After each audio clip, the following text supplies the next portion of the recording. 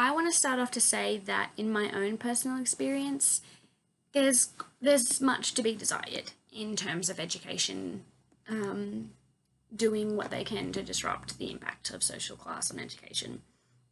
So, my PEC school was a rather affluent private school, and I myself had not witnessed the kind of extent that government funding and personal parental funding kind of gives to resources that the students are able to have, and the way that social connections kind of can get you quite far in education. So, if your parents, didn't give a certain amount of donations to that school every year, your student was not able to attend, which is obviously a social class issue and, a socioeconomic issue. I went to a high school myself that was probably on the lower end of socioeconomic access and class.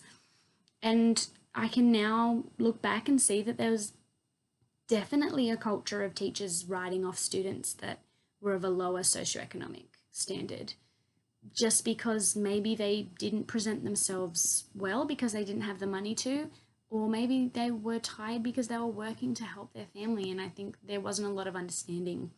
So I think while I'm sure education is doing a lot to try and disrupt that dichotomy, I personally think there needs to be a re-education of teachers that will educate a large range of students, not just one or the other. They need to be able to fully accept and differentiate to both lower and higher socioeconomic standards.